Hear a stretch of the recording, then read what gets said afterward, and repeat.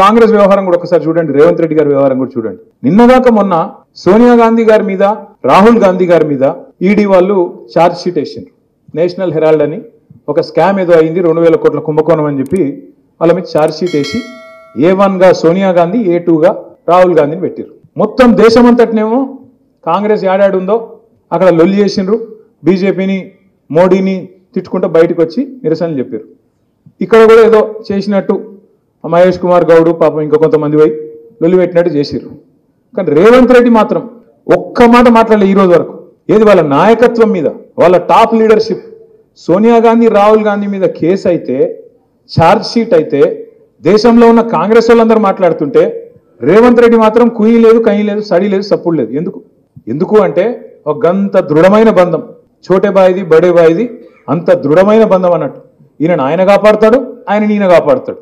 Central university భూముల్లో బుల్డోజర్లు పంపిండు రేవంత్ రెడ్డి, అక్కడ జింకలు చంపుతుండు అని చెప్తే నేను ప్రధానమంత్రి గారిని అడిగిన, అయ్యా ప్రధానమంత్రి గారు నీకు సంవత్సరానికి ఒకసారి యాదికి వస్తుంది Telangana.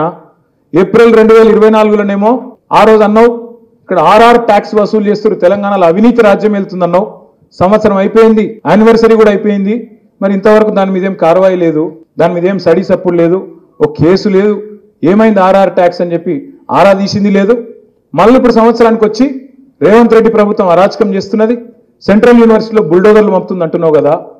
Central empowered committee report ఇచ్చింది, స్పష్టంగా రిపోర్ట్ ఇచ్చింది.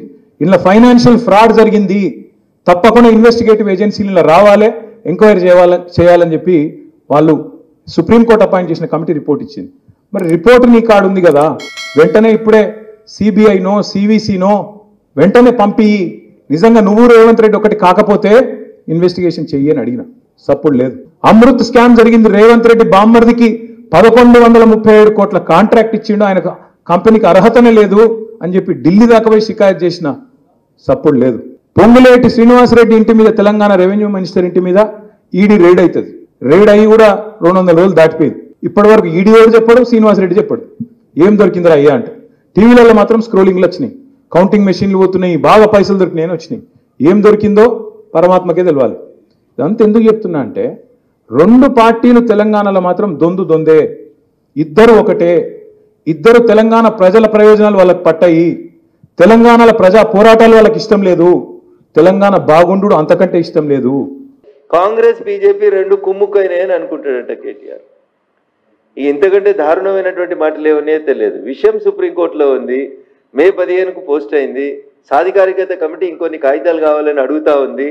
మేము మా చిత్తశుద్ధి నిరూపించుకుంటున్నాం. సెంట్రల్ యూనివర్సిటీ భూముల విషయం లోపల మేము నిబద్ధతతో ఉన్నాం. కాంగ్రెస్ రేవంత్ సర్కార్ చేసినటువంటి తప్పుని డే 1 నుంచి మేమే నిలబడ్డాం. ఆ తప్పుడు చర్యల్ని, ఆ దుందుడుకు చర్యల్ని మేమే ఆపినాం, కాపాడినాం. సెంట్రల్ యూనివర్సిటీకి సంబంధించిన భూముల విషయం లోపల ఆఖరికి గౌరవ ప్రధానమంత్రి గారు కూడా అటవీ భూములను విధ్వంసం చేయొద్దని చాలా స్పష్టంగా మాట్లాడి, ఇదంతా నానానికి ఒకవైపు. ఇక రెండో వైపు చూస్తున్నా, పొద్దున్నేస్తే రఘునందన్ రావు మమ్మల్ని ఎందుకు తిడుతున్నాడు, రఘునందన్ రావు కాంగ్రెస్ని ఎందుకు రక్షిస్తున్నాడని కేటీఆర్ గారికి రోజు డౌట్ వస్తుంది. తెలంగాణ సమాజం ముందు నేను కొన్ని వివరాలు ఉంచదలుచుకున్నాను. 400 ఎకరాల కోసం మేమందరం ఇంత గొంతు చించుకొని అరుస్తా ఉన్నాం. మేము దుబ్బాక ఎమ్మెల్యే ఉన్నప్పుడు కూడా గట్టిగానే మాట్లాడినాం. ఏ రోజు కూడా ప్రభుత్వం చేసేటువంటి తప్పులకి మేము జంకలేదు. ఈ రోజు కూడా చెప్తా ఉన్నాం, అన్న ఈ రాష్ట్రంలో ఈ రాష్ట్ర ప్రజలందరూ కూడా ఆలోచించుకోవాలి. ఇలా కేటీఆర్ నొక్కుతున్న సన్నాయి నొక్కులేంది, గాలి నీరు వాతావరణం రక్షించబడాలి, పర్యావరణం రక్షించబడాలి. 400 ఎకరాల కోసం మాట్లాడుతున్నాం, మీకంటే మేం గట్టిగా మాట్లాడుతున్నాం. కానీ నాదొక ప్రశ్న కేటీఆర్ గారికి, 400 ఎకరాల గురించి ఇంత జ్ఞానోదయం అయింది కదా నీకు, బోధి వృక్షం కింద కూర్చుంటే కేటీఆర్ గారు, మరి జీవో 111 ఎత్తేసి లక్షలాది ఎకరాల భూముల్ని కాంక్రీట్ జంగల్గా మార్చేందుకు మీరు మీ ప్రభుత్వం 10 ఏళ్ళు ప్రయత్నం చేసి ఏడ పడితే ఆడ ఎట్లా పడితే అట్లా ఫామ్ హౌజులు కట్టుకోవడానికి అనుమతి ఇచ్చి ప్రకృతి విధ్వంసం జరిగిన మీ 10 సంవత్సరాల పాలనలో ఎందుకు గుర్తుకు రాలేదు మీకు? జీవో 111 ఎత్తేయడం వెనకాల హైదరాబాద్కి లంగ్ స్పేస్ అని చెప్పుకునేటువంటి ప్రాంతం అది. లక్షల ఎకరాల భూములు, నీళ్లు, గాలి, ఆ గాలి ద్వారా మనం పీల్చుకునేటువంటి ఆక్సిజన్, ఇట్లాంటివన్నీ మీరు 400 ఎకరాలే పెద్ద లంగ్ స్పేస్ హైదరాబాద్ కష్టమవుతుంది అన్నప్పుడు, మరి లక్షల ఎకరాల్లో విస్తరించబడినటువంటి ఫారెస్ట్ ఏరియాలలో లేదా గ్రామీణ వాతావరణాన్ని కలిగినటువంటి జీవో 111 ఏరియాలో చెట్లను కొట్టేసి కాంక్రీట్ జంగల్గా మార్చి ఫామ్ హౌజులు కట్టుకునేందుకు అనుమతి ఇచ్చారు కదా మీరు 10 ఏళ్లలో. దాన్ని ఏమనాలి కేటీఆర్ గారు? అప్పుడు ప్రకృతి విధ్వంసం జరగలేదా? ఇది అడిగితే రఘునందన్ రావు మమ్మల్ని ఎందుకు ప్రశ్నిస్తున్నాడు, గత ప్రభుత్వాన్ని ఎందుకు ప్రశ్నిస్తున్నాడు అన్నాడు. ఎందుకు ప్రశ్నించకూడదు? గత ప్రభుత్వం కాదు, ఈ ప్రభుత్వం చేస్తున్న పనిని కూడా మేము ప్రశ్నిస్తున్నాం. కంచె గచ్చిబౌలి భూముల గురించి మేమే 100% కొట్లాడినాం, మేమే ఆపినాం. It is an undisputed issue. దాని గురించి మేము రోజు మాట్లాడాల్సిన అవసరం కానీ చర్చించాల్సిన అవసరం కానీ లేదు.